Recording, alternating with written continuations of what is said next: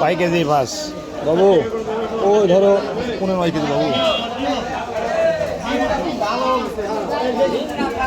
মানে কত করে কেজি বিক্রি হয়? 220 টাকা কেজি।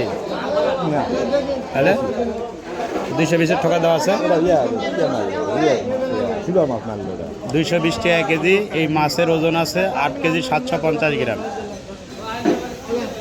আপনারা চলে আসেন, 8 কেজি 750 গ্রাম, 220 টাকা কেজি। এই আদমদিঘি বাজারে বড় বড় মাছ পাওয়া যাচ্ছে। একটা মাছটা আলোক করেন তো, ভালো করে আলোক করেন দেখি। 220 টাকা কেজি মাছ দেখে, বিশাল বড় মাছ।